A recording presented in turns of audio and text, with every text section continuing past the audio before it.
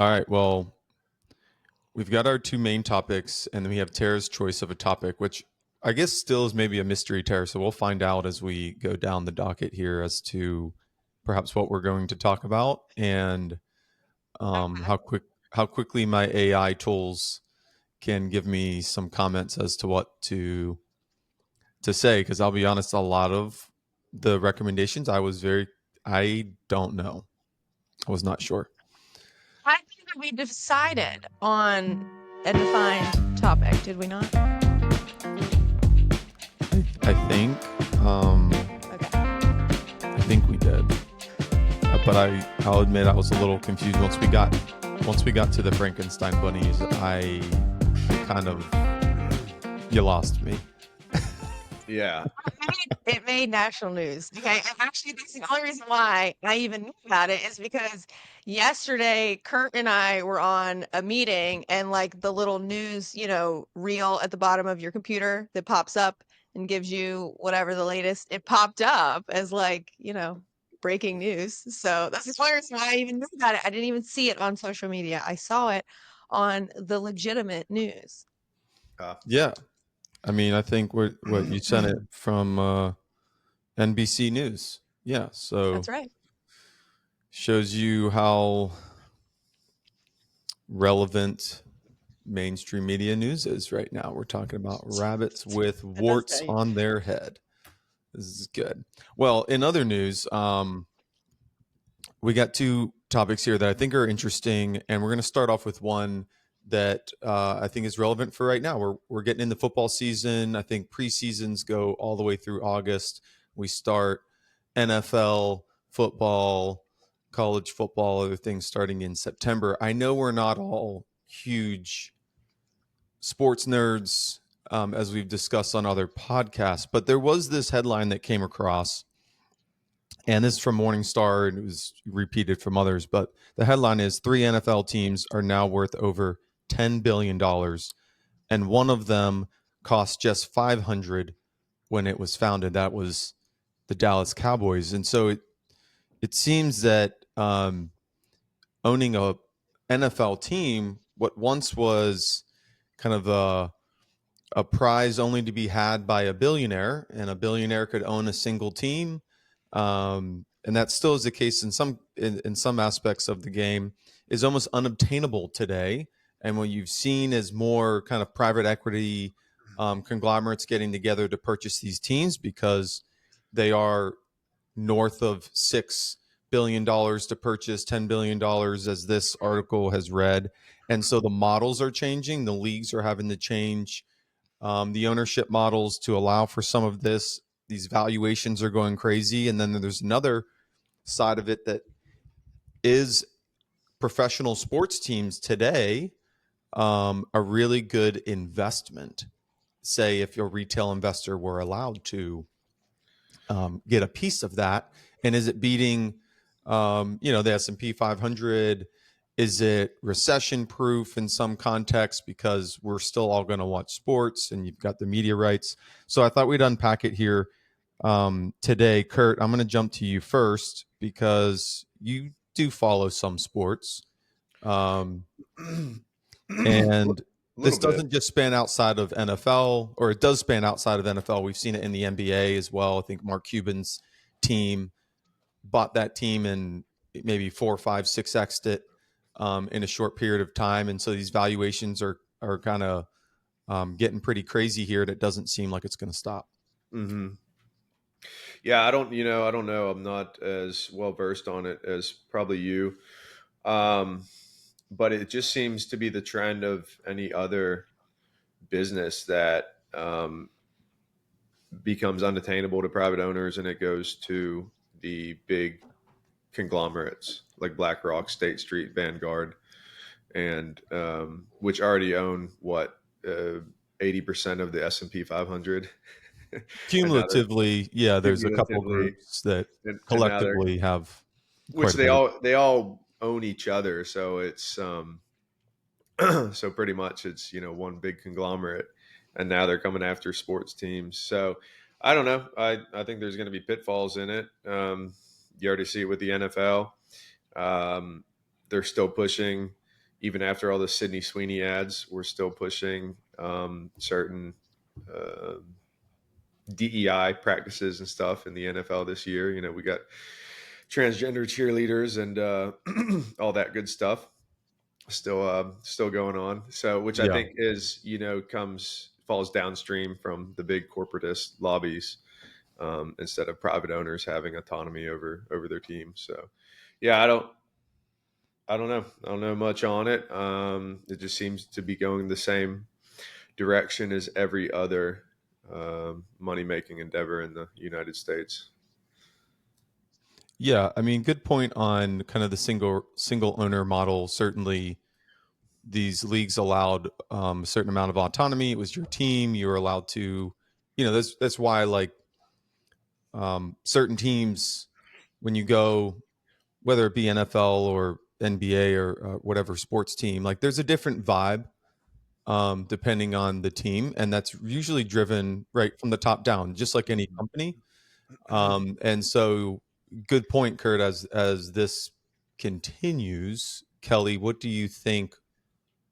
Maybe some downsides to that, as you've seen in business, like when private equity comes in and takes over a company, the culture changes, the mission changes, some of the kind of, you call it HR or wokeism, DEIism, other things like those start to kind of make their ways into private companies that otherwise weren't there under kind of a single ownership model or a partnership LLC model when it began.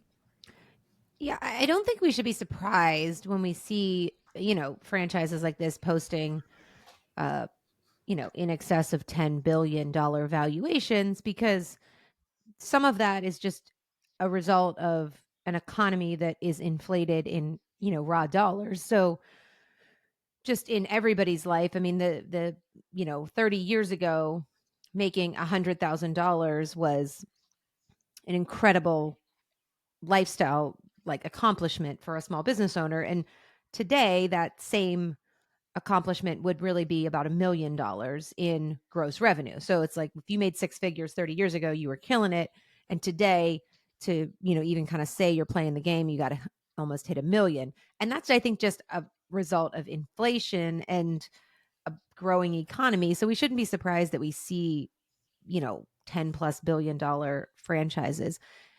Where we should be concerned is anytime we see private equity. I mean, just to your point, Brett, the problem is nobody in private equity is going to have the same communal feeling or intent as the family who owned it. I mean, of course, I'm a Steelers fan, and so the Rooney family has long, been the franchise owners of the Steelers, and they've built and created and curated a culture around the Steelers that makes them, one of the most popular franchises of all time. And it's known very well that it's owned by the Rooney family. So if that just like flipped to private equity, Yeah. you could imagine that it it's already a business, and everybody understands that when you watch the NFL. Like, you already know it's a business, but it just becomes more of one, which then erodes, I think, any level of communal. I mean, there's a reason, you just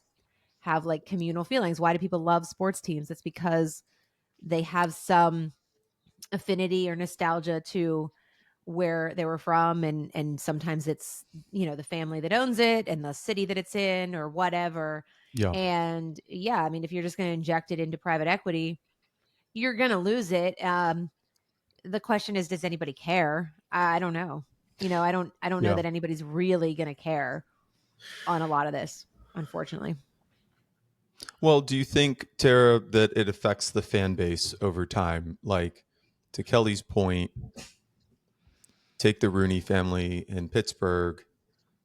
If all of a sudden they sell and it's to a PE firm, I remember growing up that it was the Rooney family then, it's the Rooney family now. They kept coaches longer than they should have, they kept players longer than they should have. It probably ended up being a great recruitment tool for them, to be competitive in the league, that people knew like you're part of a family when you come join the Steelers. And just because you had a bad year doesn't mean you're on the chopping block necessarily because the family is looking out for you. Where PE firms, that's going to be a quick and easy decision. How quickly before the fan base is like disengaged from that, to where the valuations that are being driven here is a lot because the ecosystem of people watching sports and the media rights and everything else is really the fan base is engaged. Will they be less engaged or less I guess less of a fan when it's a no name entity that owns the business, cuts players, cuts coaches very quickly, kind of like a cutthroat business would. Yeah, I mean, if you start treating it like a business, I think it'll. I mean, they treat it like a business, but yeah, you start treating it like that. I think it's a trickle down effect. Obviously, there's, a certain culture within those teams when they are privately owned. I did write that down. I knew that the Rooneys still owned the Steelers. How many other teams are still owned by a single owner? Do you know? I don't know the number. I think this article and others that I was reading was really just demonstrating a trend that's beginning where um, it's not obtainable anymore for a single billionaire Mm, to yeah. purchase these teams because of the valuations are so high, and so the only way to allow that or to sell and purchase is that you have to put a conglomerate of billionaires together or a conglomerate of PE firm, whatever it may be, to keep up with the valuations. Obviously, if you're the single owner, as in the Cowboys, and you take your team from $500 or $500 million to $10 billion, like, yeah, you want to cash in on that, and you may not care if it's a single owner or a partnership. Right. And I There mean, are 8 NFL teams. some fans are gonna stick around regardless if they're just like diehard fans. I mean, you've got the wayward fans anyways that aren't going to care. When you look at like the Steelers, obviously the better they do during the season, the more star players they have, the more money they make, the more seats that are filled in the stands, and then, those owners can continue to own that team. But I just think it's a tough play now. They're paying these players so much more money now than they've ever made to play, and I don't know, it's just gotten to be ridiculously expensive. I think that people do want to own a team, so people have moved on to owning other things like football, soccer, but European football is huge now. It's never really been very big in the United States, but we do have a lot of people investing and purchasing teams. Um, You look at Blake Lively's husband, he went in and purchased no, he went in with I think a couple other guys and purchased like a soccer team. Um and Beckham owns a soccer team. Of course he's not American, but that's a big investment. I mean, it obviously is a moneymaker for them. I just think that people have moved away from traditional So Brett, when football. did this article come out that it's allowed to be like publicly um, owned and traded? Oh, I don't. I'm not certain on the publicly owned and traded part. This is Okay. more about the leagues. The leagues Just the traditionally discussion of it. Yeah. have recruited and allowed kind of single ownership, Single owners, yeah. and with these valuations becoming so high, that appears to be unobtainable now or unrealistic to have that as a single requirement that you're a single owner of a team, and Yeah. so there has been instances now where these teams are being owned by multiple, by partnerships. Effectively, the partnerships look different. Could be PE firm, could be a group of different wealthy individuals. Um, could it be that these companies could be publicly traded? Absolutely. I mean, could you put an NFL team on the stock market if these valuations continue to rise? Yeah. Yeah, potentially. And That then would be crazy. does it kind of liberalize or democratize the ability for the fans to actually participate in the growth of these teams that is clearly driven by them, right? It's like a sales model. You got to sell a widget or sell whatever.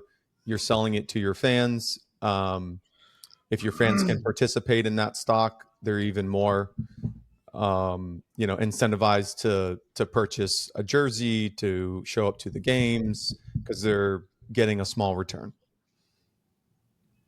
Yeah. I mean, I don't know that I would be against it. I kind of think that's cool that you could have ownership in it. Well, the I Green Bay mean, we Packers don't go are to a lot of publicly. we don't go to a lot of football games. We go to a lot of baseball games. It would, I don't know. My kids would probably love the idea. Kurt, you did say though, because I did see this week, the Panthers have their two transgender. Are they transgender or are they just queer? Yeah, I think they're just male cheerleaders, but Okay. they're Because saying representing. the headlines are saying transgender, but like but they they're present they're as guys. men. They just present as gay men. Yeah. So I saw that and I did think that it was like completely blown out of proportion because if you have ever been a cheerleader, which Kelly has been a cheerleader, I was a cheerleader, men have always been cheerleaders. That's not a new thing. Yeah, So, and maybe they did not, maybe they weren't out and openly homosexual when Kelly and I were cheerleaders, but they most definitely were homosexual men. yeah. Very rarely did I ever have a straight man throwing me up in the air. And not that straight men can't cheer, but I'm just saying there has always been men in cheer, so it's just not a new thing. So I didn't really understand the outrage It and just why felt we like were so mad. clickbait. Yes, trying to say that they took women's positions in female sports. It's not a female sport. It's never been an all-female sport. Like this is just not a new thing. I mean, pick a lane. Yeah. They're not, I don't think that they're taking anyone's job. I just thought it was so ridiculous. There's so many other sports that we should be fighting for. Cheerleading is not the one. Yeah, I agree. I think the headline was a little misleading because the one guy is coming back for his third season at the Panthers, and Yes, and we've actually seen him cheer. He does a great job. He's a better dancer than most of the females. No offense to the Panthers cheerleaders, but I wouldn't say it's the best cheer squad in the NFL. yeah, And I mean that's not like you said, Tara. Nobody's showing up to the cheerleaders for the men.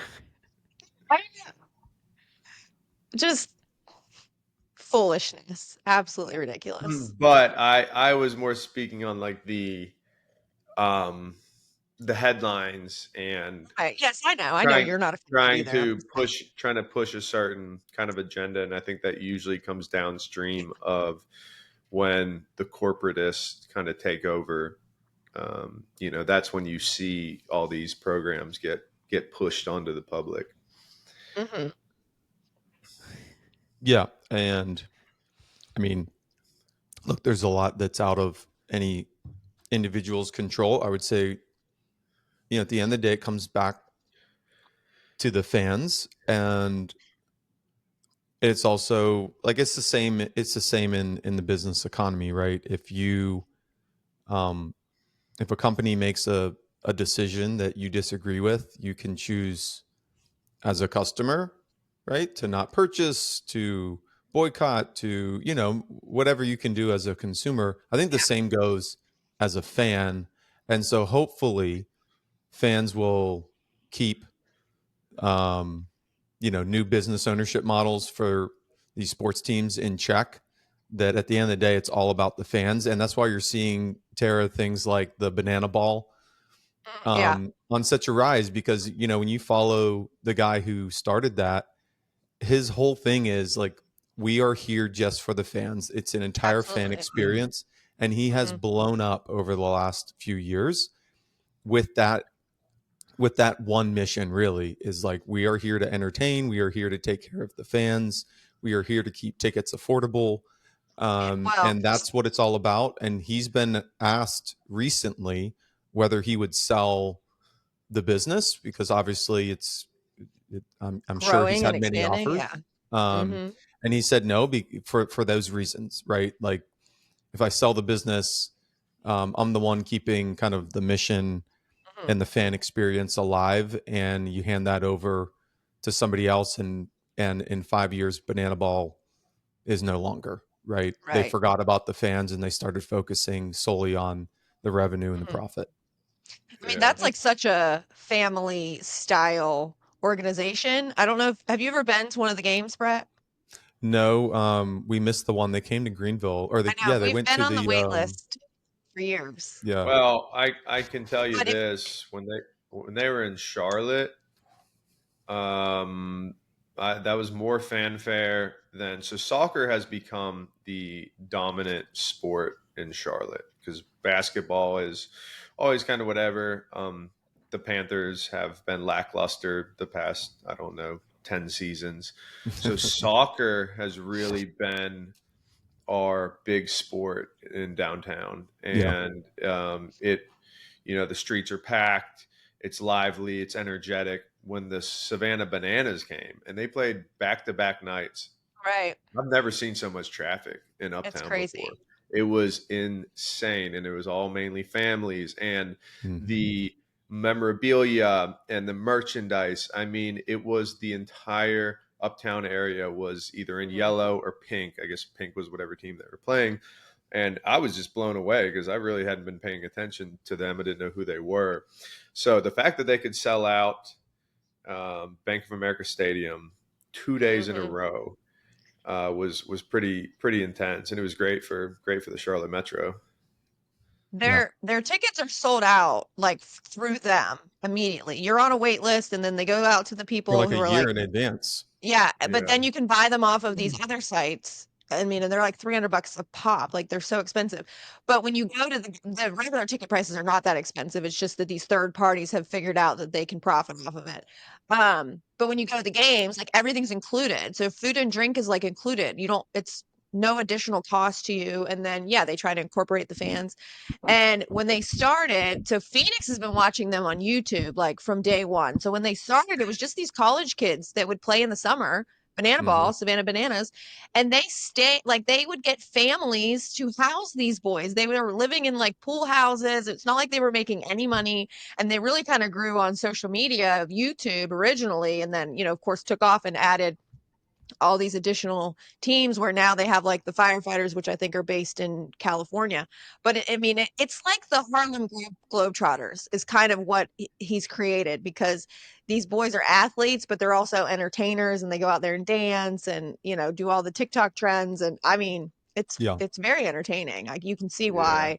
And the kids love it. And I think that it has really helped push like the resurgence of baseball because for a while there, like kids weren't really, they didn't care about baseball anymore. They weren't watching baseball, they weren't playing baseball. It was kind of a dying sport in America, and it has really like picked back up. And ticket sales, not just for Banana Ball, but ticket sales for all MLB teams have really picked up. Like I've noticed since the kids were little, I used to be able to get tickets to go to the Braves, go to the Pirates, whatever, for super cheap. Now, when we come to Pittsburgh, we're paying way more to get tickets and they're selling out. Of course, they also have Paul Skeens, so that really helps.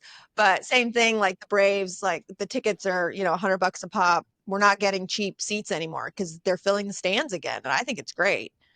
Yeah. Estimated value of the Savannah Bananas is estimated, it's privately held, but it's estimated Right. around $1 billion. 1 billion. Yeah. Yeah. So And we're, did I you see mean, the poor guy? Did you see the poor guy face plant on like yeah. morning Good Morning television? America. Oh, Yeah, yeah. heartbreaking. Back to Um, football though. I know, I mean, Kelly watches it. I watch it. Brett, you watch football some, no? yeah, I watch NFL football. I mean, mainly to watch I the Steelers. We're yeah. in the South, so we don't always get all the Steelers games unless I purchase an NFL pass or something. You don't But have yeah. YouTube TV? Yeah, we do. You can watch it on there. We Yeah, should it do, I helps feel like some. we should do a draft. We should do a family favorite draft. Oh gosh. I don't watch enough I don't know anything sports. about. What Yeah. stakes? What stakes? Come on. Yeah. I think it would be fun. That is interesting, Kel, about the Savannah Bananas, $1 billion valuation. I Um, believe it. and we're really just in year one of them kind of, I would say, going mainstream. Mhm. Um, Mhm. to where like they're actually, Kurt, to your point, they're selling out major stadiums 2 nights in a Yeah. row. It's like if Taylor Swift came to town. Mhm. It's like the only, Wild. like an entertainer that can do that twice. I mean, the Carolina Panthers can't sell out their Well, stadium. exactly. They can't do it, and so They're giving away tickets for like, you can get the cheap seats for like $10. It's crazy. yeah, Mm. And yeah. these guys are selling. I mean, how much was the average ticket price, Brett, for the Savannah Bananas? He has a Depends on how you standard. get them. Yeah, he has he sets a standard base ticket price, and he's been questioned about this because as the teams have grown in popularity, the tickets are harder to get and their values are higher, but they're not from him. And he wanted to make sure his fans knew that like if you go on his site and purchase tickets, they're like, I don't know what the number is, call them $35 a ticket or whatever. Yeah. And then the third party, ticket masters, others Mhm. get their hands on them and they are all Resell marked them. up Mm-hmm. Right. to $300 a ticket, making it kind of unobtainable. I would be surprised if he is not focusing on that pretty heavily to cut that down, because that's going to hurt his fan base. Like, you can't take you and your 3 kids to a game and be spending a few $100s. Like, that's just Yeah. unreasonable for a Right. family. So you'll lose a fan base. I would guess he's going to address that with these third party groups and cap kind of a percentage increase that you're going to be allowed to sell a ticket for. There's also like Facebook groups. Brett, I don't know if you've been involved in this, but No, I don't multiple have Facebook Facebook. groups. Okay, and you can join these private groups and they will like literally alert you like, hey, there's going to be 20 tickets available at this time. Log in and buy them right now, like a bulk package. And that's all that they're set up for. I don't know if it's like corporations, have maybe bought like a group package or whatever, and so they're just trying to Mhm. offload these tickets. If you get them that way, they're inexpensive. The people that I know that have gone to games, that's the way that they've gotten tickets, is through these Facebook groups. I don't have the patience to be like constantly refreshing Facebook to try to find tickets, but Yeah. we did try to get them for the Charlotte game, Kurt, and on those off sites, they were third party sites, they were in the hundreds per seat. So Wow. obviously I did not pay that price. Yeah. They start at $35 and the top is $125 for the premium experience. Mm-hmm. No fees, no tax. Kids under 3 are free if they sit on your lap. And they limit families to 5. Yeah. But anything over that, like you said, Tara, if you're buying them at $300, they say right on their website, you are buying them from a third party. That's not them. Theirs are $35 to $125 flat. Yeah. Wow. Yeah. If we were to take our whole family and have Be a to fortune. pay a couple, over $100 a ticket to go see a baseball game, when we can go see our minor league baseball team for less than that, like much Right. less than that. Much. Yeah. So yeah, interesting. Well, good topic. I think it's something to watch and continue to pay attention to, because I think it's starting to venture into this arena where, we all have choices as consumers. We've talked about this in many different podcasts, that like, you have power as a consumer and you have optionality as a consumer in our free market economy. And I think the same is going to be true here, more so in professional sports. And if you want to keep that fan base and you want to keep that loyalty within your city, whoever your team is, whatever professional sports team is, like, collectively, the fans have the ability to change the trajectory of, whoever takes over these teams, what they do, and what their incentives are. Because everyone can choose not to go to a game, not to buy merchandise, not to buy a ticket, and quickly businesses respond, to those market signals. So moving on, Kurt, this was a topic you wanted to talk about. We've hinted, we discussed little bits and pieces of it over the last few podcasts. And of the 4 of us, you do not own a home. Mm-hmm. You live in an apartment downtown Charlotte.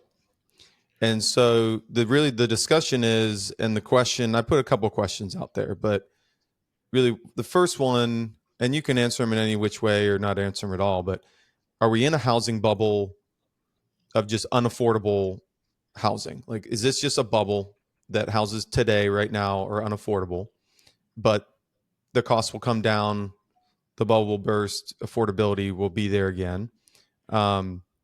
Or are we going to continue to see this trend of housing costs outpacing wage growth? And if that continues to be the case, then like this is not a bubble of unaffordable homes, that people will simply not be able to afford a new house. Their wages aren't growing. The home values are growing 2-3x what wages are.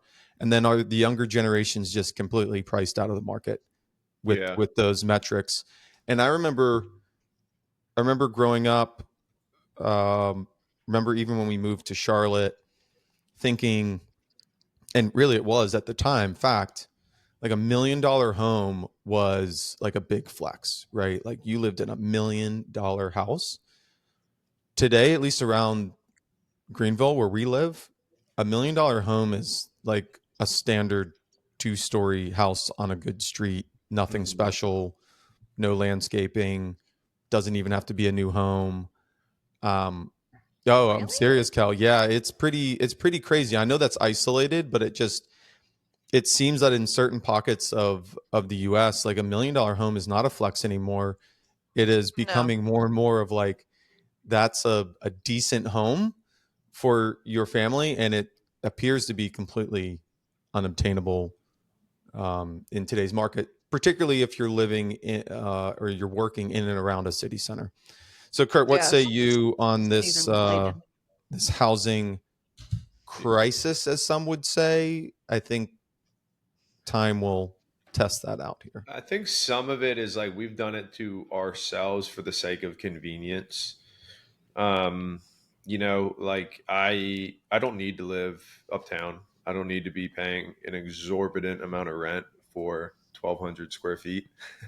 Yeah. I could have a probably decent home on the outskirts, but I think a lot of like my peers, we've kind of all sacrificed for the convenience of living where we want to live, kind of being in the heart of everything, having everything at our fingertips, and that has maybe contributed to it. Also, on the other side of that coin, though, there isn't a whole lot of options when you live in, at least in Charlotte, a major metro, for nice condominiums. I mean, we only have like 2 or 3 condo buildings in Uptown, and the turnover is very low. People hold on to those things; they don't really ever come up for sale. And then the price, you have to keep getting farther and farther and farther outside of the metro to be able to get into the home that you want and that you can afford. So I think it's a bit of convenience. It's a bit pushed by a lot of these multifamily developers. I mean, because of the way you have to skin it. It's a lot more affordable. It's a better investment for these developers to build multifamily, rentable multifamily, than it is to build condominiums, and therefore there's just nothing on the market in major metros right now that are affordable condos for purchase. And then like I said, you got to get to the outskirts to get some townhomes or to get some single family homes. So a bit of it is convenience. Is probably our own fault on that, but for a single guy, it's been really nice to live that way. However, I mean, I guarantee what I pay in rent is higher than every one of your mortgages, which is shameful to say. I was going to say that earlier. I'm sure you pay the most a month. Yeah, out of all 3 of you, probably like close to double, maybe, which is just wild. Well, some of this is definitely where you're living, though. Right. Because I just was interested in thinking like, okay, well, how much is the median home price in Pittsburgh? And the average home price in Pittsburgh right now is $269,000. Mm-hmm. So that is ridiculously affordable. For a vast majority of people could afford that average. And that means that there are houses under that. Like you can still get a house in Pittsburgh for under 200,000. Yeah. Might need a little bit of work. And I'm not talking city of Pittsburgh. I'm talking, suburbs, because we're just Yeah. more of a suburb city. And the average home price in Charlotte is 442. Right. And that's like, I'll tell you right now, in the Charlotte and Mecklenburg County, or at least in the inner loop, I mean, your townhomes are $1 million for a 2,000 square foot townhome with a Yeah. garage. I mean, it's so unaffordable. I feel like you should just move then, Kurt. I'm getting there. I mean, I think I'm over the uptown life. I think I want to get outside the city now. I and mean, retire choices like retire why? myself. I don't know. You're not making more money by living in uptown Charlotte to afford that kind of crazy pricing. Yeah. Yeah. Yeah. I mean, my rent for a 2-bedroom here is $3,500. Oh, Yeah. I mean, I got a great spot, overlook the city, but you pay for it. And I've been in this spot for 3 years. So Yeah, you certainly oh pay my for it. Well, gosh, that's one so part, much right, money, is Kurt. we're in a housing shortage, right? We have been here, it seems, for a while. We've been in a housing shortage, so that's contributed to this valuation increase of homes. But like the broader economic impacts of this are what kind of concern me and what I think about. So, Kelly, like the broader economic impacts when you think of when an outsized, and I don't know, you may know, kind of like in the financial world, your mortgage payment should be X percent of your yearly income. When you exceed that, because that's the only availability that you have to get into a home where you work, and so it's going to be outsized, what that does is that lowers consumer spending, right? Like you can't afford these other things. I'd also say it's not just the cost of your mortgage payment, right? Everything else that goes into owning a home has increased significantly, some more than others. So utilities, right, water, sewer, electricity, just even handyman services, Maintenance, just absolutely.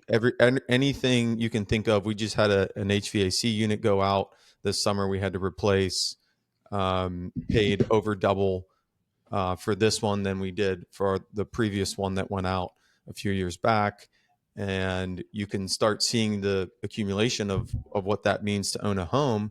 To your point, Kurt, like maybe you're paying $3,500. That seems like a lot of money, but you're not having some of these additional expenses that a homeowner has, that really catch you by surprise, to be quite frank, right? Like if something happens to the house, you've got to fix it. You may have the money, you may not have the money to do it, but you can't go without electricity, water, sewer, HVAC, heating, whatever you want to call it. You got a leaky roof. All those things you have to fix in really real time. Yeah. I have a national from Statista, and granted, I think this is probably low because I feel like the Southeast is in a bit of a bubble right now, Kelly. Like when you compare it to some of your Midwest properties, but since 1985, the median house price in 1985 was 3.5 times higher than the median income. And now this goes through 2024, and 2025 has probably even seen more of a spike. So through 2024, that was up 5.5 times. So in the span of 40 years, you've seen that jump by 2 times over the median income. And again, that's a national average. So I would say that a lot of the southeastern regions right now are a bit of a bubble in that, and like Texas as well. Yeah. Well, I mean, I think when you said that, Brett, I mean, what would be an ideal, I guess, smart economic move for a personal finance side would be that, your house total payment should be no more than a quarter of your monthly spend, Mm-hmm. would be an ideal, and less than that, of course, but that would be like a max. I do think mortgages will let you go up maybe as high as like 35%. So a third. But if you think about it like that, like if a third of your monthly spend or your annual household budget or whatever it is, however you calculate it, goes towards your housing, to your point, you have very little room for either improvement or unexpected expenses. And then you do run the risk of a housing crash like we saw in '08, which is where we were, over giving mortgages to people who did not have the proper credit worthiness, Mm-hmm. or just basically payment history and Mhm. ability, because they were too highly leveraged and they can't, get out uh, of the house. So, I think that we've probably shifted also. I mean, this kind of speaks to the perception, is that we've shifted to where homes, like it's become a status symbol, right? And that's why we have these homes that get out of control in pricing, and we want people, everybody wants to like live in these homes that somehow present their quote unquote wealth, when in reality it's just a mortgage payment that they're affording. And maybe that's again part of the problem, is like this home, I don't know, it's just like put so much emphasis, but then what else has that done, right? I mean, we have homes that people, you ever heard like they have 2-car integrated garages, and the only time anybody ever walks outside is when they're in their car, and then they drive into their garage and they close the garage door, and then they never leave, and then they're like live in these little captured bubbles. And so I think there's probably something to be said, and Tara and I are like this, where the quote unquote home you live in, but also who and where and all of the other parts around it, being outside and being communal, might be a little bit more important than Mhm. the pretty picture on Yeah. Instagram or Facebook or whatever it is. I don't know. So I just think that's maybe driven these crazy home prices too. Is, I don't know. Everybody's like, so like, oh, look at my perfect home. And it's like, does anybody ever come into your perfect home, or do you just like Well, sit and look at I it? think the affordability really, really took a negative turn during COVID because Went crazy. it Yeah. went crazy because the price to build a home skyrocketed because your Yeah. material costs went up, your labor Right. costs went up, and then so people were like, "Well, I'm not going to buy a new home. I'll just go buy an old home, and I'll fix that up." But then those prices have gotten completely out of control. And now it's flipped script again 5 years later. Now the new homes are again cheaper than buying, a 30-year-old home. So it's tough to, I've been reading articles all morning on it. Is there a bubble? Is there not a bubble? The Business Insider says there isn't a bubble for X amount of reasons. Other New York Times says there is a bubble. It's really, I don't know. It's a guessing game right now. Yeah. What I do know is everybody feels the impact of it, and the boomers, like always, are kind of reaping the benefits of it because they've been sitting on these homes for 30 years, Boomers. and they're flush with cash. They are the New York Times. Boomers are buying the most homes again. Mm. This is a recent article, and it says in 2025, baby boomers aged 61 to 79 were followed by millennials aged 27 to 45, who experienced a stark one-year decline from 38% of all home buyers to 29%. So boomers represent 49% of the new home purchases right now, that's kind of staggering, right? Is it because they're like moving into uh Maybe like moving. single, yeah, like single level living or something? They're just Like that or cashing out and I buying a mean, bigger. Who knows? downsizing right or, sizing. Yeah, I or mean, it could be a Yeah. skewed statistic. I Huh. don't know. well, I can Um, tell just like localized. I mean, our market it's kind of hard to to actually figure it out, because I think Greenville's just we're one of, if not the fastest um, growing city. I think state of South Carolina just hit number one GDP growth in the country for this past quarter. So like South Carolina's kind of going gangbusters, but we're seeing for the first time, like in the area that we live, homes go for sale that are have never been sold before, right? So there's no comps on these homes. They were built in the 70s.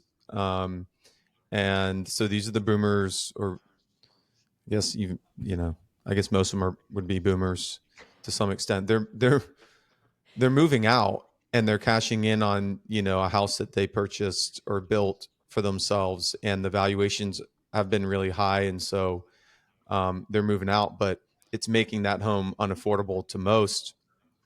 And, it seems like at some point that's going to have to end. I think what happened during COVID, though, Kurt, was also, this is the effect that I don't think is talked about much. And you start seeing it with credit card debt increases, which is always a good indicator when you start like, where is, and when we talk about how great the economy is, and it's like, okay, well, let's unpack that though. Look at consumer spending, look at credit card debt, or just debt in general. And you start to get a better picture of where people are at. With higher valuations, people were able to pull more out of their home equity. And you probably saw a ton of refinancing, a ton of home equity lines of credit being done during COVID and post-COVID. When valuations are going to start, we see them like kind of start stagnating. I think people have pulled out all the money that they can. They've increased their debt as much as they could. And it really concerns me when you start layering in then all these other effects. What will the tariff effects start to be? We just saw a new inflation report come out higher than expectations. New reporting around tariffs that only about 35% of the cost of the tariff has been passed down to the consumer in the first quarter of these tariffs. It's expected to rise in Q2, Q3 of these tariffs. All that to say, there's all these different aspects that play a role, but are people just out of money now? Like, are we at a point in the economy where you've maxed out your debt, you've maxed out your lines of credit, the home valuations aren't going to stay where they're at, and people are really in more of a financial crisis than they think they are? If the economy doesn't grow, if interest rates don't go down, if these other things don't happen, like, we're really in a tough spot. And I don't know if it's talked about as much because we want the stock market to soar and we want the economy to be good. But like, as we've talked about, I think all four of us can say we're all feeling the effects of like an economy that seems to be kind of closing in on us, with just everything costs so much more. And it is harder and harder to keep up wage growth, or if you own a business, like get more customers or whatever it may be, to keep up with how expensive everything is. And you're kind of tapped out. You got nowhere else to get money from. Yeah, I mean, Mm-hmm. coupled with the decline of the dollar, I think I sent you, Brett, the other day. The dollar had its worst start in like 20 years. Yeah. In the first couple of quarters, and then I saw another one that said that since 2020 we've lost almost 30% of our buying power with the dollar, which Sure. contributed to inflation and in the local economy. So that's, everything's more expensive, and our money doesn't go as far. And to your point, Brett, I mean, it's easy to look at the stock market, but the reality of most Americans is that they're not actually in the stock market. I mean, so it's a great thing to kind of point to, but the reality is that most people's wealth, if they have any, is going to actually be in their home. In their home. And so that has always, and you kind of wonder if it will continue to be I mean, that's, I don't fault, I guess I'll defend the boomers. I don't fault them for like cashing out, because for a lot of them, it might be their largest asset. Mm-hmm. And they're, wanting to then move or downsize or, whatever it is that they're doing. And that's fine. But, the reality is, for the flip side, I think when I look at where home prices are, and maybe this goes back to, most things go back to like personal choice, people should, if they want to actually be smart, probably move out of these big major metros, because these big major metros, the price inflation is so drastic. It kind of bubbles you to think that like every house should be $1 million. And I'm out here telling you that that's not the case. Like, you Yeah. can buy houses in lower dollar values, and that are very, very nice. And, we just have to maybe change our expectations a little bit, or you might need to move to a smaller area, more out to the suburbs. But if you're interested in having a home where you could raise your family in a good place and build wealth, Yeah. you probably need to change expectations. And maybe that's the better communication to the younger gen, instead of saying house prices are unaffordable. Just leave these stupid. I mean, Kurt, you should like leave Charlotte tomorrow. Well, so Tara, I would It's a say, quality of life. right. So it's the trade off. And it's also naive to just say just move, because if you want to live in Charleston, Kelly, it doesn't matter. The average rent for downtown Charleston is $3,500. Like, it's not I cheap everywhere. If you want to live in a certain state, or if you work in a certain city and that's where your job is, it's just not reasonable to say, well, just move. Even Walterboro, the cost of housing in Walterboro well surpasses the cost of housing where you live. And you wouldn't think that, because it's a very rural town. But I mean, houses are going on the market every day here, 2,500 square feet, $750,000. Like, that's for tiny little town in South Carolina. So just, I mean, maybe you want to move out of the state, but I think that the younger generation, they don't consider $1 million home a flex anymore, because they don't consider home ownership a flex anymore. That's not their concern. They'd rather rent. They'd rather live freely. They'd rather have the ability to travel. They don't want the commitment. They don't want to own a home and have to be tied down to that property. And they don't see that as wealth. They would rather have wealth in their life, or maybe they want wealth in the market, or maybe they want to own a company. But home ownership for that generation, it's just not, like we've discussed this before, it's not the American dream for them anymore. And so they've moved on. And like you guys said in the studies, that's not who's buying houses anymore. Not necessarily because they can't afford it, but I just think because they don't want to. Yeah, I think that's a good point. I think that's where I started at the beginning. It's like we've almost kind of dug ourselves into this position by seeking a life of both convenience and accessibility, and it probably has something to do with the fact that, like, my peers were getting married much later, so that's not the Yeah. first thing on our list of to-dos. We're either trying to build business or get ahead in our jobs, and our living is reflective of that, because we want to be in the heart of something. We want to be closest to the culture, closest to the arts, closest to the attractions that major metros bring. Where does the Right. And wealth I think they, shift to then? So if historically your wealth is the majority of your wealth, and this has been a statistic for a while, is in your home, right? Um, and you're not owning a home, where's that wealth shifting to? Like, where are you holding your value? Hmm. Or are you not? And so I yeah, hear I you, think a Kurt, to lot of people say, just aren't. I hear you say, like, it's not in Tara, like, it's not the flex. It's, you don't want to own a home, but is that really just another way of saying, like, I can't afford it? Because like that, like, where else are you putting your money if you're not putting it in the market? If you're not putting in your 401k or retirement planning, and you're living a free life and you're mainly a consumer, Hmm. like, Hmm. then this generation is going to be really in a tough spot when they look to cash in on the appreciation that the boomers are now, that Yeah. they have homes that they've 2, 3, 4x since they've lived there, and that is a very large part of their retirement plan. Well, and that's why you can't. That's where there's a little bit of personal responsibility here. I mean, I'm not saying that different places, but yeah, I mean, moving from a more expensive place to a less expensive place. Mhm. And I mean, average home price in Walterboro is about the same as Pittsburgh, a little bit less. Right now it's $268,000 in Walterboro, South Carolina. Like, you can buy a house and you can choose to live in a smaller community and put that as your wealth investment.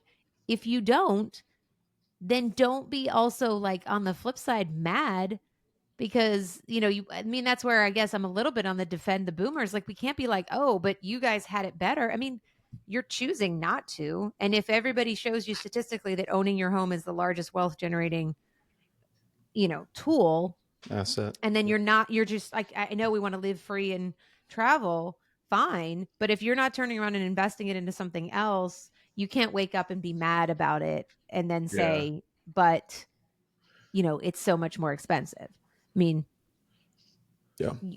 Well, I think personal it's I just think responsibility. it's a perspective. It's a perspective shift for that generation. It's just Yeah. not, maybe it will become a priority. Like Kurt said, yes, when they get married and they settle down and they start having children, perhaps it will become a priority, but I don't think that it is the priority now. When you can live where you want to live and rent to live there and be in the mix and be out, I think more of like a fulfilled life, a packed social schedule, that is more of the priority of that generation versus just, owning a home and then all your money is tied up in that home. So you don't have the financial freedom to then go out and socialize and enjoy, your 20s, early 30s, whatever it may be. So I'm just saying, I don't think that that's their perspective. That's not their concern right now. They would rather. It's becoming though, especially now that, guys like me, this is my last year uptown and I want to buy something out, Mhm. at Yeah. Mountain Island Lake or somewhere a little bit on the outskirts. And, now that I'm really thinking about it, coming up with what the down payment's going to be and trying to talk to Right. banks and stuff, I'm like, well, shit. I mean, with what I've spent living uptown, I could have had You a could pretty have been nice investing house. that into a property. Exactly. Yeah, I don't think that people think that way. We were always taught that way. Why rent something when you can own? Why be putting a rental payment yeah. that's going towards nothing when you could be making that same payment on a mortgage that goes towards ownership? I just don't think that that younger generation, like that's not the Yeah. way that they're Well, thinking. I and it also was. It was think that like COVID changed a lot with the work from home. People have flexibility. They don't have to be at home necessarily anymore. They can be in one place. I mean, I know a lot of people that they just travel year round and they work from wherever they are. They work remotely. So they don't have to have like a home base. That's not necessary for them. Mhm. Yeah. Yeah. What impact do you think too? Just while because this is a multi-tiered issue. Like we're all Yeah. hitting really good points, and I think a bit of it is been cultural. I think the big part of it though is financial. But what do you think the Airbnb or your big State Street, Vanguard, BlackRock getting into the single family rental market? What do you think that impact has had also on the inflationary home prices? I think it contributes. And is that what could cause the bubble if there is a massive, if you have a corporation who is holding, some couple thousand homes and they decide to all of a sudden offload them all in the market, right? They Well, I want to do think they a pump will. and dump. Yeah. I mean, look, everyone's investment strategy is different on these companies, and so what they're looking for out of owning 1,000 homes could be different than another firm looking to own 1,000 homes. I think the return thresholds are different. I did read something recently though. I think Ray Dalio was making a comment recently, Kel, that like that strategy is actually not a good strategy anymore with the interest rate environment and the cost of all the things that we just talked about, the cost of upkeep of that house. Um, you know, it depends on the region in which you live, but it's not unreasonable to say to build a new home today costs between, 350 to 400 a square foot within and around city centers. And so when you're when you're looking at homes as an investment, it's pretty risky right now. And so he was suggesting like there are other ways to make the same amount of money with less risk. So Kurt, I think that trend, you could see a slowdown of that trend. Mhm. And that really just starts with, look, there's always been and there continues to be a larger pocket of money looking to go places in the US, and they want to do something with the money. And at one point, if a housing market looks good, they're going to go buy up 1,000 homes. But that doesn't mean they're sold on owning those 1,000 homes for 10 years. They'll flip them, sell them, and go put that money somewhere else into a different industry, a different market, possibly AI, which is where I think everything is showing like exponential returns in the economy. SaaS software, all these things. So I think it's short. I think it's perhaps short lived. It does have an effect on the pricing and affordability, but that's not the largest contributor, I don't think. Yeah, I mean, I think that's always, you can be same thing. We can be mad at like the large corporates, but people on a small scale can and continue to do this every day. And, passive income real estate remains, for various reasons, and largely for the small investor, a very positive tax incentived investment. Mm-hmm. And over time, housing does well. It's safe. It's a, very safe long-term growth strategy investment, just like we're talking about that, you live in a house for 40 years, it's obviously going to appreciate in value. And yes, you can't touch that money, but the value is sitting, in that asset. The same thing happens with rental real estate. It's usually a long-term play, not a short-term gain. Yeah. You can have the people that do flippers and stuff like that, but most of them don't actually win. Most of the long-term play is sit and hold, Sit and hold, consistent yeah. money coming in. And that's all the institutional investors are doing, is looking at that as a hedge for, where else they want to be. And eventually, like Brett said, if they determine that the, factors don't line up, they'll just unload it, and it'll be like anything else. It might be driving prices, but I don't think it's, I think it's they're just capitalizing on the market as a whole. I mean, everything is supply and demand. When some cities get hot, I mean, look at, Nashville, right? Nashville got hot. Everybody wanted to move to Nashville. Well, home Mhm. prices freaking went through the roof. Of Mhm. course. You know what I mean? Like, Yeah. because it's a supply and demand conversation every time.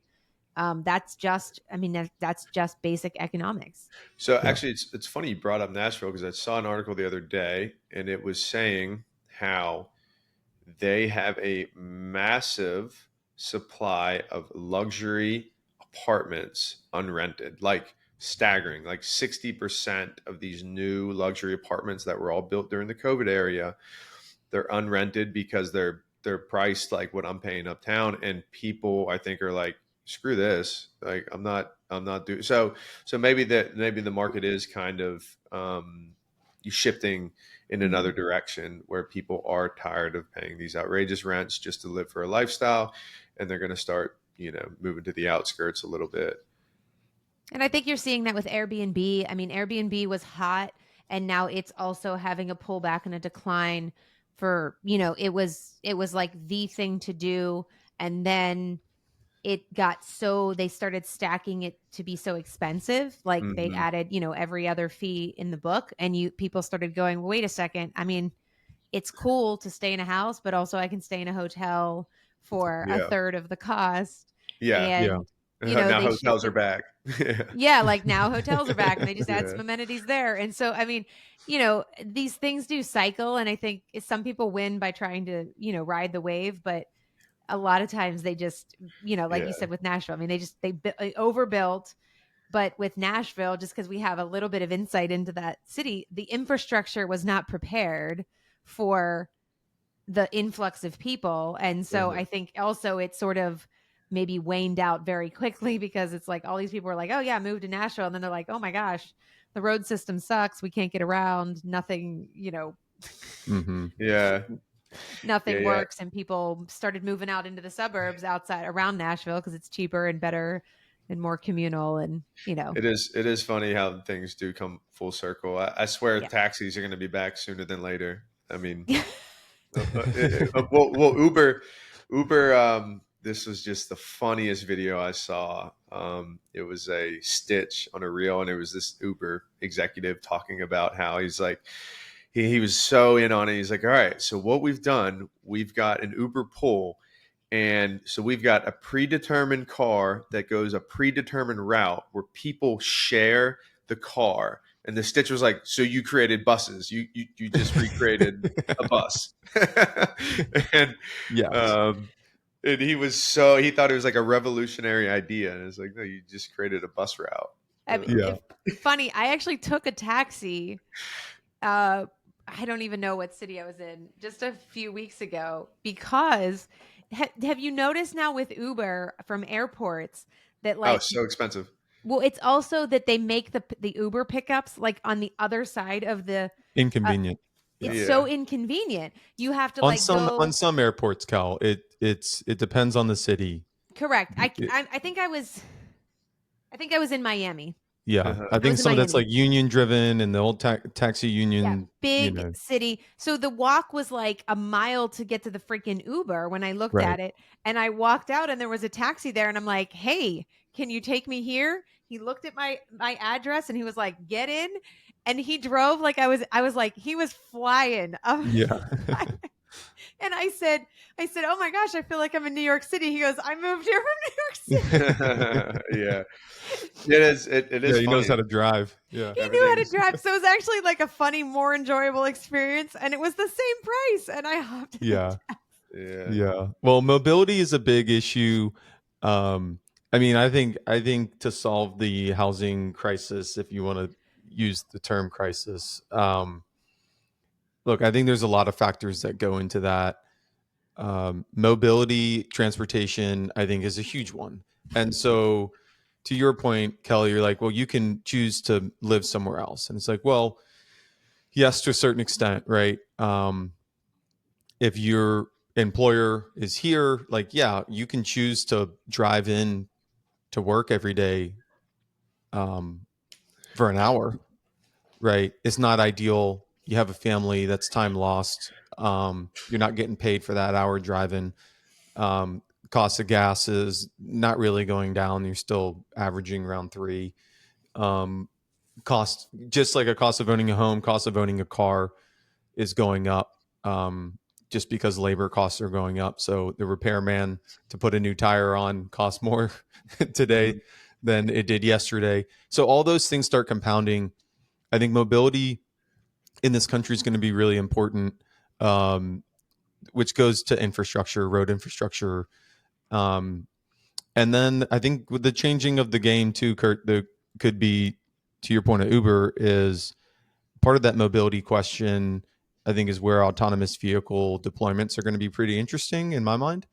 That you could afford to move out, like you could make a really good decision to move further outside of a city center, to purchase a home, making an investment, grow it in its value as that area starts growing. I remember, Weddington, where we went to high school, like, look at it today, it's blown up.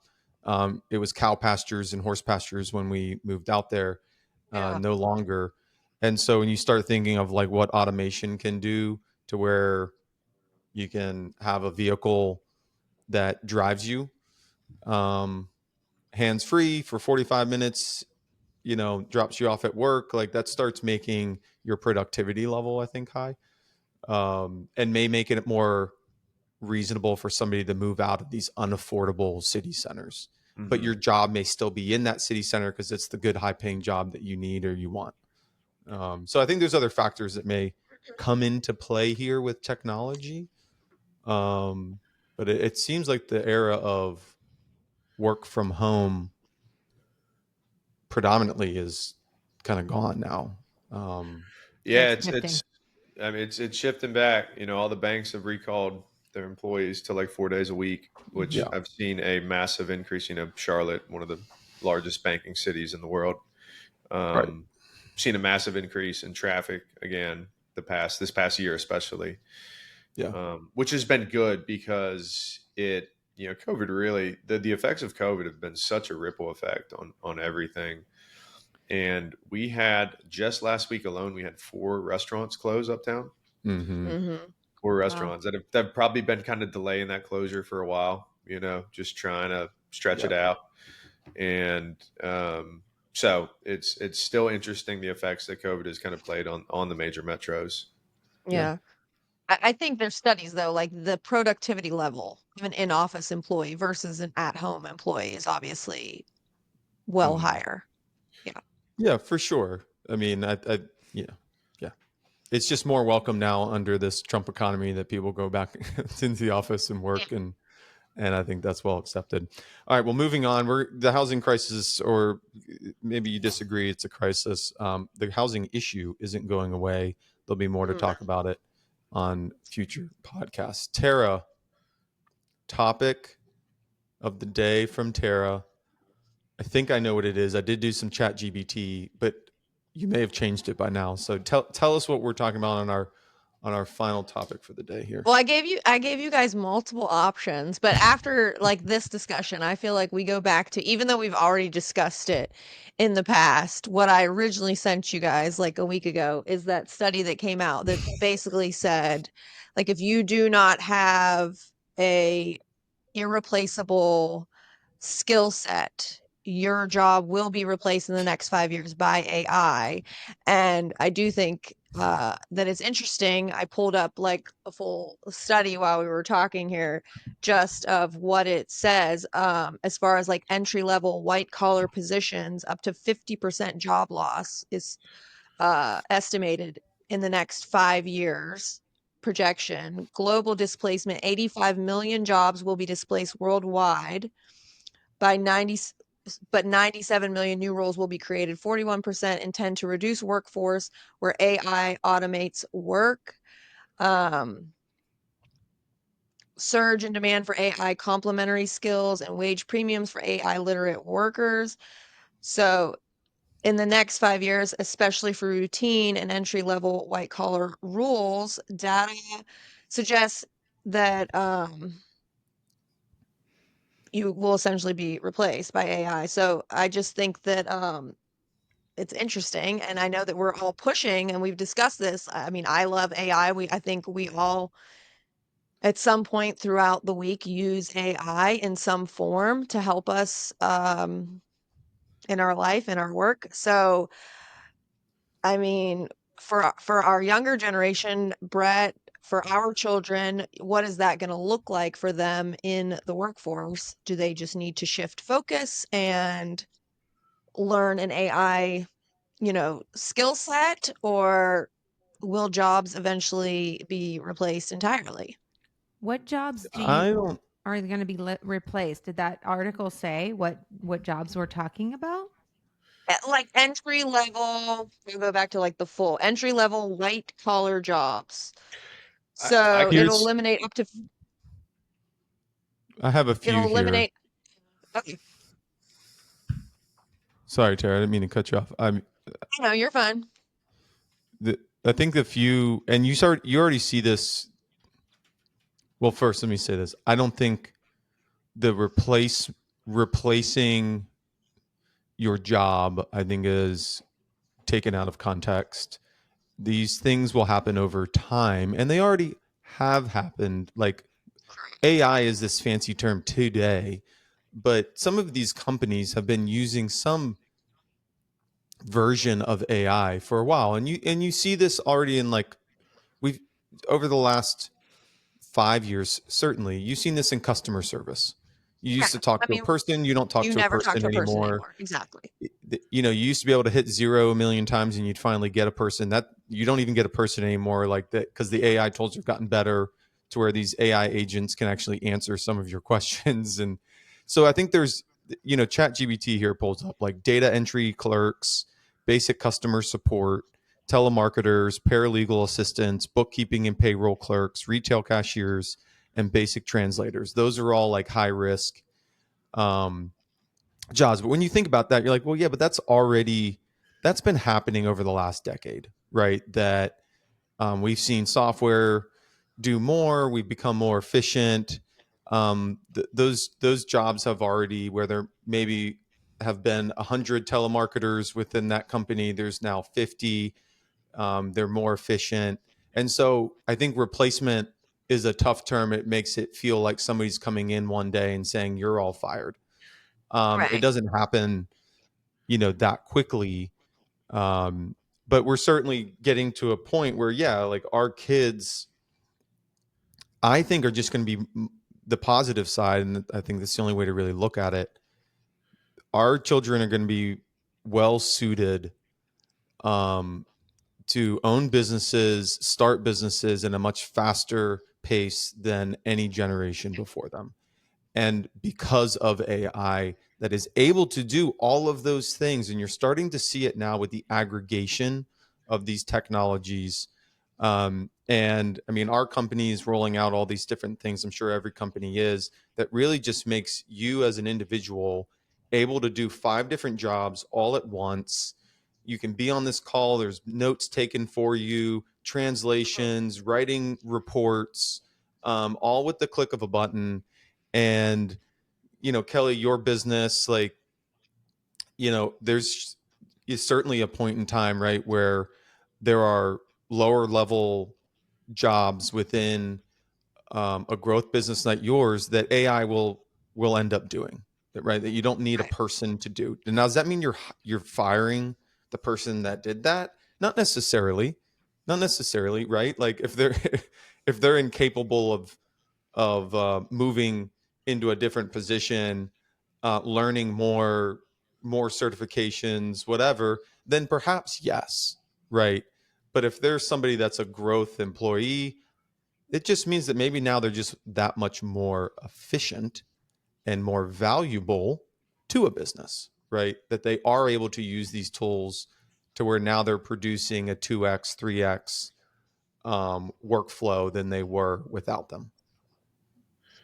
Yeah, I think that you're correct, T. We're all living in a world where we're, sort of actively consuming whatever we can get our hands on. And I know that, I mean, for me personally, from a business perspective, I mean, I am reviewing and testing something new every single week because that's how fast stuff is happening. And in my industry, as you already mentioned, like I think AI will change the landscape of the accounting and finance industry.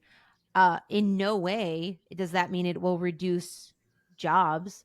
I think because we're already in a talent shortage, and all it's going to do is allow us to be more competitive and be, kind of do more with the constraint of hours, which has always been the constraint of the service industry.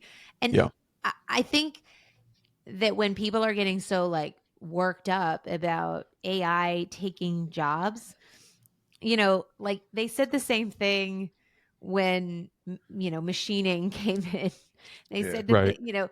all of these fears, if we look at history, are generally unfounded. It does not reduce workforce, it changes it, and that's Yeah. okay. It's just scary. And so yes, will some people's 2-day job be unnecessary? Yeah. Probably. But at the same time, if, to your point, Brett, like if they weren't evolving in their growth anyway, and they, were really, Yeah. really happy running tape on a 10 key, and they never wanted to learn how to use the computer, and they're still sitting behind a desk, it's time to go. Yeah. I mean, it's like you Yeah. haven't evolved. I don't know why. It's like I'll find somebody who will do 10 times the work. Yeah. It doesn't mean that person is unnecessary. It means that that person doing that thing Right. becomes unnecessary. Yeah. And so it's still an individual kind of decision. And like I said, I think it doesn't happen overnight. These things happen over time. And so there's Absolutely. not a rush to say I better learn this thing tonight or I'm going to be replaced tomorrow. Like these things will happen over time. Businesses they're already starting to transition there. And I think it also creates more high valued, more higher value positions, right? More higher valued employment, more wages, not less Mhm. in this type of economy. And but it is the case that, like, post World War II era and industrialization, and like the middle class was huge, and the middle class could afford homes, and and you still see those home developments today, kind of cookie cutter, everyone driving the same car, living in a similar home, going to a similar job, like that. We're just a much more diverse economy today. And so I think that just means a much more diverse workforce and skill sets. Well, I mean, I Yeah, think on it's the like what it said, the entry level, like the service industry, we already see it. Yes. There's not a person a lot of times when you can check out yourself. Yeah. You can order your drink ahead. It's already made for you. I mean, it's like Kurt and I were on a call yesterday, and you see it with like Airbnbs and stuff. You don't have to have a doorman. You don't have to have a physical person there anymore. You can be let into a building through a keypad. Like we've just Yeah. eliminated more of these, entry level, low skill set positions. And I just think AI will continue to eliminate those. So yes, it will force our children to be more Yeah. productive individuals, they have to be more of a high performer in the workforce. They're not going to go get the first jobs like we had. They can't go work at Subway and make a sandwich. Well, I guess somebody will still have to make that sandwich, but you know, there yeah. won't There might be a there won't be robot anybody coming for working. that. Yeah, I mean, maybe, but I'm just saying, like some of those like first jobs that the average kid gets, they're not necessary Yeah, it's anymore going to because be a they've been replaced utilization by. factor. Yeah, but I think it's going to be a utilization issue, Tara. So, like, look at our kids today using technology already at a young age. I They're know it's learning how to crazy. use technology to do things. And so when you look at, okay, Kurt and I used to work at a car wash, right? And that was hard work, and long hours for, I don't know, it depends on the day, Kurt. Sometimes we got a good car coming in there, we can make Yeah. good money. I think the kid of the future may say, okay, well, I have all these tools now at my disposal to be able to like start that car wash myself with automation, and Mhm. go raise capital. I think there's going to be just more accessibility with all the different tools for these kids, and you're already seeing it happen in this generation with social media. Like, how many younger generation kids now are making money off of YouTube and Yeah. social media with Absolutely. content? Like, they've already figured it out.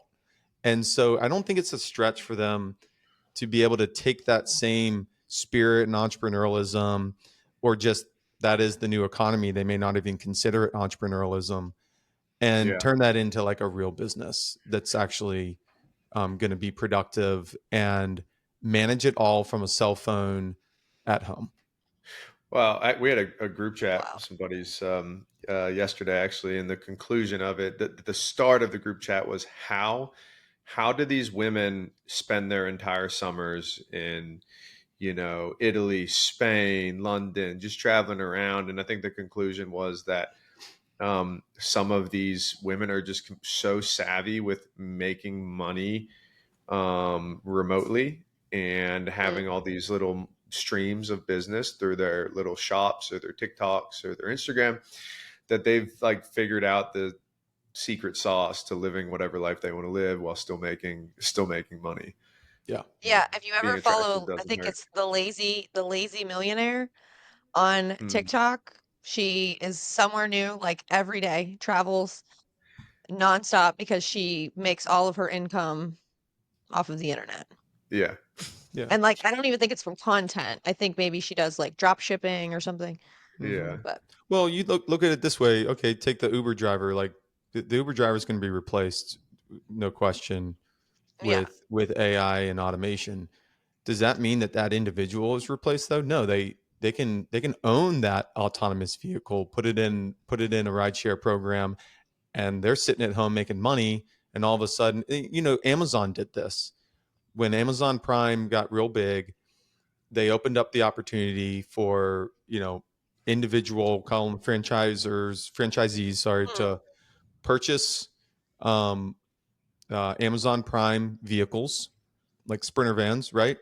Right. Run their own routes and do delivery. And you saw mom and pops buying one. Next thing you know, they're buying two. Next thing you're buying three. Next thing you know, they're servicing an entire area. And the difference is right now they're having to pay individuals to drive those routes, and pretty soon those routes are going to be automated and driven themselves, and they'll figure out how to get the package out and on your door, and they're already doing that with drones and different things. Yeah, I was gonna say It they just already do that. changes the opportunity. It doesn't change that, like, that individual is being replaced and has no value in the economy It's anymore. just going to be a mindset set shift for like our generation, the older generations, because we're just used to you show up to a job, you sit there, you do the job, and Yeah. you're not going to be needed to do that anymore. So now you're going to have to perform higher, reassess your role within the company. So that's why it's so scary, for the older generation. I always love anything new and exciting. I like a shiny new toy, and so I think AI is fun, but I understand the fear in it. And like if you look at the study, yes, a lot of jobs will be replaced by AI, but a lot of jobs will also be created because of AI. Mhm. And Right. but just to play devil's advocate, I think a lot of people that I talk to in my friend group, I'm one of the only people that utilizes AI. People are like, "Oh no, it's, robots and I don't want to be giving out my information." And I'm like, "Well, you would be foolish Yeah. not to, because Yeah. you can learn so much." Well, I find myself in that same position. I've always been kind of an anti AI guy, but now I'm looking at now there is a software I was looking up the other day, and it has been completely tailored and designed for construction project Mhm. management. Yeah. And I mean, it'll handle everything from plan reading to RFIs to RFQs to submittals to schedule to even automatically emailing subcontractors to keep up with schedule. So it's like shit. I could learn this software and manage, instead of me managing one or two projects, I could probably manage 5 projects efficiently. Yeah. So I've always been very anti AI because, again, to our point maybe a couple pods ago, we talked about, is AI making us dumber? And I I think mean, I that definitely is think it can. Yes. it can. So that is the flip side of that coin, is if people do not keep up with the shift, the fear mongering or the conspiratorial side of it Mhm. is AI will make us all dumber. We will become obsolete, and we will all have a universal basic income. That's like on the complete opposite flip side Right. of that conversation. So I think it's, who's to tell? Yeah, Right, I but if think you it. learn how to utilize it, it will only make you better at your job. Like Kelly said, it's going to help her in her industry. Kurt, it can help you in yours. Brett, of course, it can help you in yours. In Mhm. the world of social media, I don't know who's not using AI.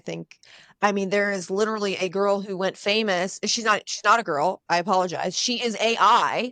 She went famous on this account, became famous on Instagram because somebody created an AI model and started inputting her, like she was at Wimbledon and like all these places, and grew this account with people thinking this was this gorgeous woman who's just traveling and going to all these places. She's not even a real person. And whoever's running this account is making money off of it because they don't know that it's not a real person. They don't know that these are AI generated images because they look so realistic. Uh-huh. Yeah. Yeah, Yeah. And it's probably some old man running it, who knows? well, to Brett's Saw point, some AI look, feet pics on the internet. You should be the wiser. uh, no feet pics. I mean, we could do You feet. got Uh, the the change in the economy, if you're sitting there and you're mad about it, it's because you're unwilling to change or learn or grow or evolve. And so for those, there's always going to be a segment of the population, but there always has been. They're Right. the same reason why people are 50 plus years old and are still working what you would call entry level jobs. And it's because they made the choice to not educate themselves and grow and learn a new skill or a task. And that isn't going to change. So the Right. flip side is the opportunity for those people and our kids and us who are willing to embrace it, harness it, and then use it for the greater good. I mean, just like you said, Kurt, if you could take and manage 2 projects and now be able to manage 5, you're now going to be able to touch more lives. You're going to be able to employ more people, get more projects done to completion. Like Mhm. all of those things are positives and make you more money in the process. Why would you not? Mhm. Yeah. It's like the tidal wave is not stopping. So you could stand Yeah. there or you could get on a surfboard. I think it's already Yeah. happening though, What is right? the quote? Like whatever you're actively choosing not to change is your decision to stay stuck or something. I don't know. It's a great quote, but I mean it essentially you can't say you want change if you're not willing to actively decide to Mhm. change. Yeah. Yeah. Well, look, there's going to be early adopters in Yeah, business with and everything. individuals, and I think they're going to have a leg up. But eventually, look, we all have a cell phone. How many apps do you have on your cell phone today versus how many apps did you have on your cell Surprisingly phone? less than mom and dad, let me be honest. I got a hold of mom's phone the other day. You have to scroll through 6 pages full of apps. I was like, first of all, do you not know how to categorize these into folders? Because that's a thing. Like you can do that. And then it was like, I was like, "What- I just need your camera app. Like, why am I having to scroll through so many pages? And that's the same way. Mine, I have 2 pages and I make them so that they're so small so you can still see my background screen. That is Yeah. it. Those are my apps. Why Yeah. do you have so many apps? Yeah. Well, I guess my point in that is you have all these apps, and a lot of them are kind of useless today, and the reason for that is a lot of them have there's another better full suite software that does all of those things Right. that you need to download them all for. And I think that's really the future that you're looking at is that, Kurt, to your point, if you're in construction, and I know the model, the software model for managing construction projects, right? Like, I don't think we're too far in the future where you're going to be able to, on an open source kind of platform way, tell an AI agent what it is that you want, and it's actually going to create you a very tailored version of a software system that works for you. Mhm. Yeah. And right now, that seems to be all proprietized, but really, the value in AI is not like the future isn't going to be just in the software because the software is going to be evolving and changing. We're already seeing it now. How many software updates do you get? Sometimes it's like a weekly thing Right. now, where it used to be a yearly thing. My car gets updated, it feels like every month. And it's not really in the software anymore. It's really in the intelligence and the compute power behind it. And the more compute power we have, that's driving AI, the more ability it's going to be able to provide a tailored solution to what you want, Yeah, the more you Yeah. prompt it, the more it tailors itself to you and your to you. specific Right. needs. And so put that into you to your business is the way I think Right. about it. So, well, good conversation, y'all. Tara, I knew you're going to change it up on us. So You that's, know, I know. it was a good one though. I mean, AI's not going away. I mean, you It's, guys weren't really into my bunnies or the banana bread boy or what was the I, other one I said? I The triple trumpers. So since you guys didn't know, although I will say, Kelly, if I was trying to find the original TikTok for you, Kelly, because it was so funny. It's just like a guy in his car, like Kurt, and he says, maybe have you ever thought that maybe you can't find a good guy because you can't bake a good banana bread? I did see that one. Okay, that was a good Yeah, one. I was Yeah. like, wait, Kelly and I both can make amazing banana. And I don't even like bananas, but I can make good banana I know, bread. but your banana bread is bomb. You smear a little cream cheese on that thing, like what? But I just thought it was so funny. It was just like, and it blew up, and it was like just the dumbest TikTok, but this is like how irate people get over the silliest things. Because Mhm. who's making banana bread on average? Like, that's not a daily thing that you bake. It's like maybe around the holidays. Men do love banana bread, Comical. though. I I mean, just love the internet. I love the Zucchini internet. So zucchini bread too. zucchini bread's good. yes, zucchini bread's really good too. Yeah. Zucchini Mhm. bread's a little bit more time consuming I than could use banana some bread. good zucchini bread Starbucks though. makes a good banana bread, though. They do have They good have banana a bread. real I like went through a phase there where man, I was like banana Yeah. bread every day. They That got a banana good bread's banana bomb. bread. They'll The heat it up nuts on for top. you. It's good. Mm. Brett, that software is called Trunk Tools. Trunk. Trunk Tools. Trunk It is Tools. Chat GPT for construction managers, pretty much. Nice. It's Mhm. changing like the it. game. Changing the Which game. honestly, like I don't know if this one is the thing I'm skeptical of is like plan reading and bidding. But if someone can perfect that, I mean, if I could take a set of plans, upload it, and it tell me how many linear feet of wall systems I have, how many square feet of drywall, how many, Yeah. square feet of tile, and I can do that. And then I can put my own internal pricing through it. Or even better, if I can prompt it, if I already have my set pricing per square foot of wall, Like per, per foot, yeah. and it can do that. I mean, gosh, just think about, it takes me on average on one of my interior jobs, for say a 3,000 square foot restaurant or something. I mean, I'll have 15, 20 hours in the plans. You're Yeah. just trying to Mhm. price the thing out properly. And then on top of that, my subcontractor's time bidding, getting their actual bids on it. So, I mean, these things take me a long time to bid. That's what, like, when we're in the bid game, that's what most of my nights are like, just sitting, digging into plans, bidding. If I could have a program do that for me in, I don't know, what, 5 minutes? No, less. It would do it in less than that. I mean, it's all. Sick. It would do it less than that. And the best part about these AI agents is that they always are willing to ask, "Can they do anything more for you?" Yeah. And my pleasure. So it's good. All right. Well, we're gonna Yeah. stop there, guys. Good conversation, and we will see everybody in another 2 weeks. All right.